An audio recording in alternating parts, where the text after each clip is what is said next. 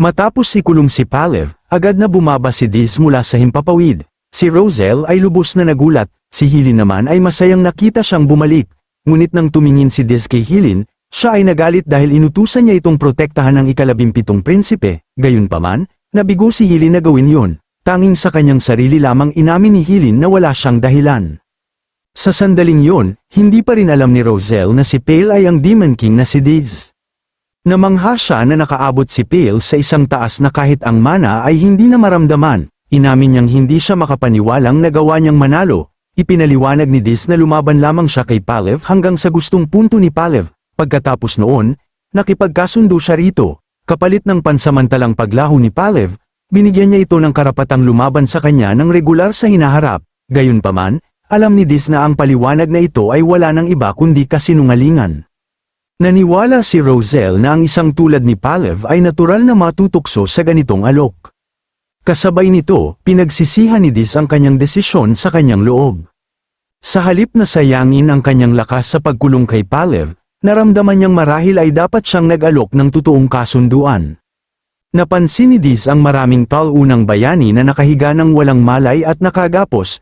Tinanong niya si Roselle tungkol sa kanila. Ipinaliwanag ni Roselle na hindi pa rin sila sumusuko, kaya't ginapos niya sila habang walang malay. Tinanong ni Diz kung magkukunwari siyang hindi napapansin kung susubukan niyang kunin ang mga bayani. Agad na tumanggi si Roselle at sinabing huwag na niyang pangarapin yun.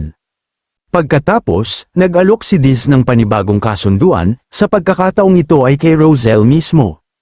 Naging mausisa siya sa presyo ng kasunduan. Tahimik na hiniling ni Hilin na ang Demon King ay mag-alok ng mana. Sa halip, inalok ni Diz kay Roselle ang isang bahagi ng dalisay na mana ng Phoenix. Labis ang tuwa ni Hilin nang marinig ito. Ipinaliwanag ni Diz na ang gayong dalisay na mana ay magiging isang kayamanang walang katulad para sa isang mangkukulam. Dahil sa kasalukuyan ay kakaunti lamang ang kanyang mana, nangako siyang ipapadala niya ito sa kalaunan sa pamamagitan ni Hilin.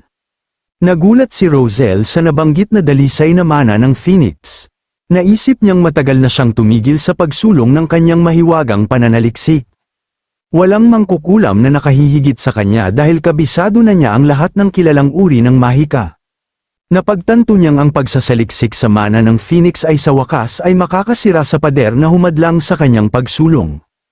Ibinunyag ni Roselle na nagkataon lamang na si Hilin ay nakagawa na rin ng eksaktong parehong alok sa kanya. Subalit, parehong inamin ni Hilin at Diz na hindi nila ito maibibigay kaagad. Dahil doon, tinanong niya kung paano siya magtitiwala sa alinman sa kanila. Agad na iginiit ni Diz na kailangan lang nilang pumirma ng kontrata. Sumigaw si Roselle na wala talaga siyang pasensya. Bago umalis, pinaalala niya kay Diz na huwag patayin ang mga bayani. Pagkasabi niyon, umalis na siya. Nang makaalis na siya, naisip ni Diz na madali pala siyang kausap. Ang bago niyang plano ay i-freeze ang lahat ng mga bayani. Pipigilan nito ang kanilang pakikilahok sa darating na ekspedisyon ng mga bayani.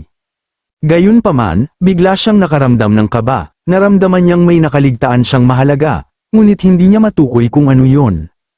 Iniulat ni Hilin na nakakaginhawa ang lahat dahil sinabi ni Noah na babalik siya sa yungib. Inamin ni Hilin na handa siyang patumbahin si Noah at kalad ka rin kung kinakailangan. Agad na nag-alarma si Diz. Tinanong niya kung totoo bang kusang bumalik ang ika-17 prinsipe. Kinumpirma ni Hilin na kusang ang bumalik si Noah. Agad na minura ni Diz si Hilin Cargill at inutusan siyang dalhin ang mga bayani palayo. Nagulat si Hilin na inaasahan siyang buhatin ang lahat ng iyon ng mag-isa. Kasabay nito, natanto ni Diz ang nakakatakot na katotohanan. Si Jesus ay isang batang puno ng katarungan hanggang sa punto na tiniis niya ang Armani Orb. Walang anumang posibilidad na ang isang tulad niya ay kusang babalik sa yungib. Samantala, ang eksena ay natural na lumipat sa yungib ng itim na mangkukulam. Dumating si Noah doon kasama si Kaide, na nagbalat kayo bilang isang ordinaryong kabalyero. Nakipaglaban si Kaide ng buong lakas laban sa lahat ng nasa loob. Sa kabila ng kanyang pagsisikap, unti-unti siyang napagod. Napagtanto niyang hindi niya kayang manalo sa laban. Ang tanging magagawa pa niya ay protektahan si Noah. Dahil sa kanyang pagbabalat kayo, hindi napansin ni Noah na ang kabalyero ay si Kaide pala. Hinimok ng nagbalat kayong kabalyero ang ika-17 prinsipe na pansamantalang umatras. Ang mga salitang iyon ay nagpaalala kay Noah ng isang bagay na sinabi sa kanya ng kanyang kapatid na babae. Sinabi nito na ang kanyang pagnanais na protektahan ang lahat ay hindi kailanman naging walang saysay. Naalala rin niya ang pagpupulong sa sugo na ipinadala ng imperyo. Ipinaliwanag ng sugo na ang bawat mamamayan ng imperyo ay naniniwala sa tagumpay ni Noah, naniniwala silang pipigilin niya ang pagdanak ng dugo sa buong imperyo at poprotektahan ng lahat kung gagamitin niya ang espesyal na artifact sa loob ng yungib ng itim na mangkukulam. Ipinahayag pa ng sugo na ang artifact ay magpapalaya sa lahat ng nakulong sa yelo, magdudulot din ito ng kamatayan ng Demon King ng apoy. Sa wakas, ililigtas ni Noah ang lahat at magiging bida ng imperyo. Puno ng pananabik, isinuot ni Noah ang singsing na ibinigay ng sugo. Naniwala siyang sa wakas ay dumating na ang sandali. Sinabi niya sa kanyang sarili na ililigtas niya ang lahat at magiging bida ng imperyo.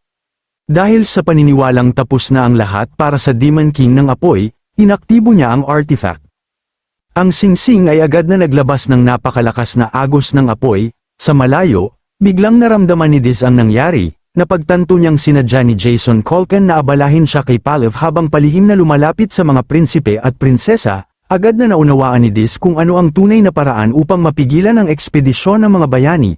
Ang unang hakbang ay i-freeze ang 10 star na mga bayani. Ang ikalawang hakbang ay panatilihing buhay ang mga nag-empleyo ng mga bayani. Nang walang pag-aaksaya ng oras, sumugod si Diz patungo kay Noah nang mabilis hanggat maaari. Nang sa wakas ay dumating siya, labis siyang nasindak. Ang napakalakas na aurang bumubuhos mula sa singsing ni Noah ay pumapatay sa bawat bayaning nasa malapit. Si Kaide ay tulalang nanood, nagkagalit si Diz habang napapakagat ang kanyang mga ngipin. Habang nagaganap ang kaguluhang ito, lumipat ang eksena sa imperyo ng Jespan. Ang mga kandilang kumakatawan sa mga kandidato para sa trono ng imperyo ay nagsiwalat ng nagwagi sa hindi pagkakaunawaan sa paghalili. May opisyal na nagulat sa kanyang kamahalan na ang emperador na ang nagwagi sa pagtatalo para sa trono ng imperyo ay sa wakas ay lumitaw. Ang emperador ay nagkomento na ang paligsahan ay natapos ng mas maaga kaysa sa kanyang inaasahan. Opisyal niyang idineklara ang huling nagwagi sa pagtatalo sa paghalili ng imperyo. Ang nagwagi ay ang ika-17 prinsipe. Bumalik ang kwento kay Noah, ang napakalaking enerhiya na nakapalibot sa singsing ni Noah ay biglang nawala. Nalito si Noah dahil sinabihan siyang ang artifact ay magpapalaya sa lahat at tatalunin ang Demon King. Malamig na inihayag ni Diz ang katotohanan, ipinaliwanag niyang si Noah ay minanipula ng Demon King of Lies. Kasabay nito, sinisi ni Diz ang kanyang sarili sa pagiging hangal. Sa wakas ay dumating si Hilin habang pasan ang lahat ng walang malay na bayani sa kanyang mga balikat. Agad niyang tinanong kung ano ang nangyari. Sinabi lamang ni Diz na masyadong mabagal si Hilin. Sumagot si Hilin na si Diz sana ang nagbuhat sa kanila kung gusto niyang mas mabilis ang paglipat. Pagkatapos, inihayag ni Diz ang mapangwasak na katotohanan. Lahat ng prinsipe at prinsesa ay namatay maliban sa ika-17 prinsipe. Lubos na nagulat si Hilin. Napagtanto niyang ang imperial na hukbo ay malapit ng kumilos upang salubungin ang susunod na emperador ng imperyo. Kahit na gayon, naniniwala pa rin si Hilin na wala pa ring problema. Kailangan lang niyang i-freeze ang mga bayani at tumakas habang dinadala sila. Ang lahat ay sa wakas ay nagsisimula ng mangyari ayon sa plano at tumanggi siyang hayaang masira ang lahat. Biglang, ang itim na mangkukulam ay napaluha. Siya ay desperadong humingi ng tawad at nagmakaawa para sa kanyang buhay. Inangkin niyang ang Demon King of Lies ang pumilit sa kanya sa lahat at wala siyang pagpipilian. Ipinaliwanag niyang ang paggamit ng napakaraming mahika ng yelo ay lubos na naubos ang kanyang demonic energy. Inamin niyang wala na siyang sapat na lakas upang i-freeze ang mga bayani. Agad siyang hinawakan ni Hilin at sinimulang bugbugin. Ang takot na itim na mangkukulam ay patuloy na humihingi ng paumanhin. Iginiit niyang totoo namang siya ay pinagbantaan. Sa kanyang desperasyon, mungkahi niyang patayin na lamang ang mga bayani. Agad na tinanggihan ni Kaide ang ideya, ipinaliwanag niyang kapag ang mga bayani ay walang malay, ang kanilang heroic aura ay automatikong bumubuo ng napakalakas na panangga sa kanilang paligid. Ang isang malakas na atake tulad niyan ay madyagising lamang sa kanila. Tumanggi siyang payagan ang sinumang mamatay pa. Nagtititili pa rin sa galit, patuloy na binugbog ni Hilin ang itim na mangkukulam habang sinasabing patahimikin muna niya ito. Ang itim na mangkukulam ay desperadong nakiusap na maghintay. Nagmungkahi siya ng isa pang solusyon, kung ang Demon King ay magbabahagi ng kanyang demonic energy sa kanila. Baka magawa pa nilang i-freeze ang mga bayani. Agad na tinanggihan ni Diz ang ideya, ipinaliwanag niyang ang pakikipaglaban kay Balak ay halos naubos ang lahat ng kanyang demonic energy at mana. Sa ilalim ng mga kalagayang yun, imposibleng patayin o i-freeze ang mga bayani nang hindi sila nagigising. Nagsimulang manginig ang kamay ni Hilin habang unti-unti siyang nakakabawi ng kanyang kalmado. Napagtanto niyang wala na talaga silang magagawa, nagtaka siya kung baka si Jason Cockman ang nagplano ng bawat hakbang nito mula pa sa simula. Sa ibang lugar, pinanood ni Jason si Diz mula sa malayo na may ngiting kontento. Inamin niyang si Diz Burge ay taos-pusong nagpahanga sa kanya. Para sa isang Demon King na wala pang 10 taong gulang, kahanga-hanga ang naging pagtugon ni Diz. Ipinagtapat ni Jason na hindi niya kailanman naisip na magagawa ni Diz na makontrol ang bida. Gayunpaman, pinaalala ni Jason sa kanya na ang dami ng oras at karanasan na naipon nila ay magkaiba ng husto. Dahil sa pagkakaibang yun, hindi kailanman matatalo ni Diz siya. Ipinahayag ni Jason na hanggang dito na lamang ang mararating ni Burge Diz. Sa mismong sandaling yun, dumating ang isang pangkat ng mga imperial na kabalyero. Agad nilang nakilala ang itim na mangkukulam. Ang kanilang pangunahing prioridad ay ang tiyakin ang kaligtasan ng ika-17 prinsipe. Inutusan nila ang itim na mangkukulam na sumuko. Takot na takot, ang itim na mangkukulam ay humiyaw na iligtas siya ng Demon King. Sa halip, sinuntok siya ng malakas ni Diz. Pagkatapos, mahinahong sinabi ni Diz sa mga kabalyero na kukunin niya ang samsam na ito. Tinanong niya kung mayroon silang anumang pagtutol. Magalang na tinawag siya ng mga kabalyero bilang Panginoon ng Phoenix. Itinuring nila itong isang karangalan na makilala siya, kusang loob nilang pinahintulutan siyang kunin ang itim na mangkukulam.